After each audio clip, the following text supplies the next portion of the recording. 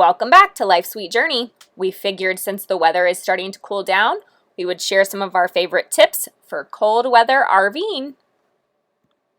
We are native Floridians, and so when it snowed pretty quickly on when we first started RVing, we had to learn our tips and tricks pretty quickly.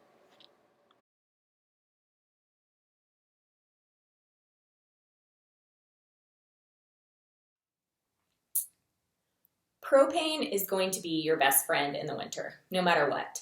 But the last thing you want to do is spend tons of money on propane by running it all day long. It costs a lot to do that, and you really don't need to all the time.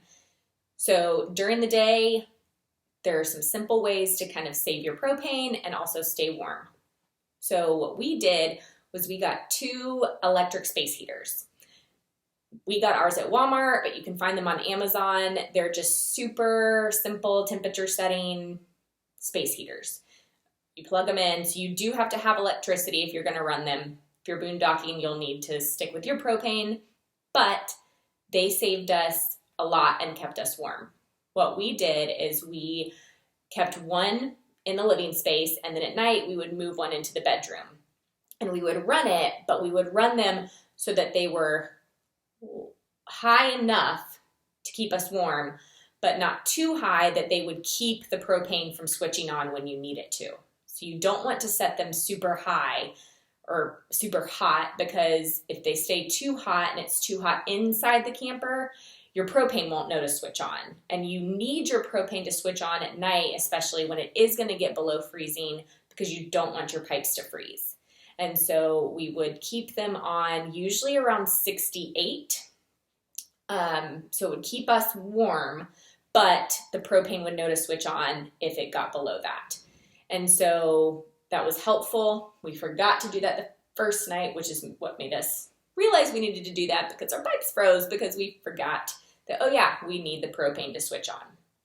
And then during the day, what we would do is we would take the one from the bedroom, since we are no longer in there. We don't spend time in the bedroom during the day. We would move the second space heater back out into the living space with us, and he would keep one near him. I would keep one near me, and it kept the whole living space warm.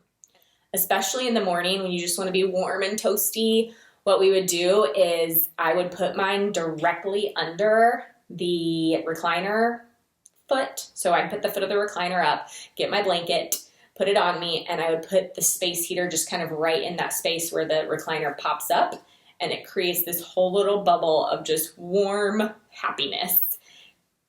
And I would sit there and work a little bit in the morning until the whole living space kind of really warmed up enough for me to get up, and I would move to my desk space and work from there. And yeah, the 2 space heaters really just were super helpful. Also, what we would do with the second space heater at night, when we did have one in the bedroom, is we would leave the one in the living space running as well, kind of in the center of the kitchen where there's no carpet, where there's nothing near the space heater that could kind of get too hot. And we would let that run also, again, low enough to make sure that the propane would switch on when needed. But we would leave that running so it did kind of keep the living space warm even during the evening, so that when we woke up, it was warmish. We would still wake up and it would be cold. But by moving the 2 space heaters into the living space, it warmed it up enough to be super comfortable during the day. If it was going to get super cold, below freezing, and to the point where the pipes could freeze, we would use a 3rd little space heater. I think we got it for $5, maybe $6 at Walmart. But it's one, you just turn it on, turn it off, that's all it is. But we would use that in the undercarriage. We have a plug down there, so we would plug it in and leave it running so that it went literally directly towards the pipes, and kind of kept the pipes warm so that they didn't freeze. You can also turn the water on and let it just drip a little bit.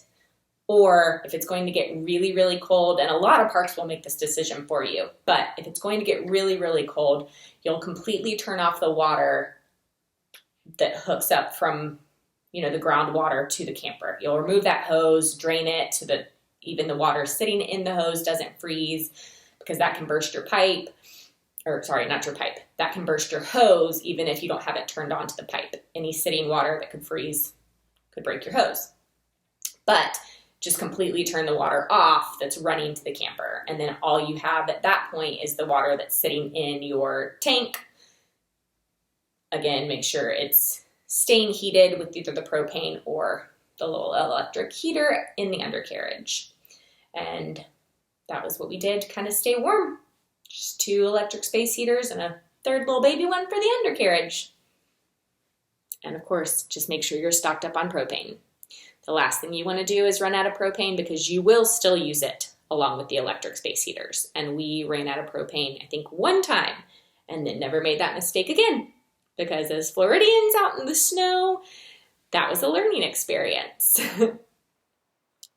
Another thing you will need to do if you do not have slide covers is to shovel the snow off of the slides, because you don't want the snow sitting there. It gets heavy. Also, as it does warm up, the snow is going to start to melt.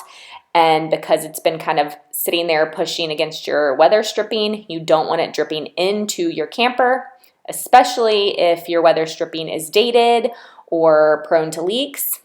If it is, we also recommend replacing your weather stripping, which we have a video on if you want to check that out. After that, we really just recommend enjoying it. Explore the park, have some fun in the snow. As Floridians, we were a little worried about our first snow in the RV, but we actually really loved it.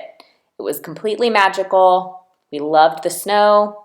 This particular park is Chatfield State Park in Colorado. Just enjoy the journey.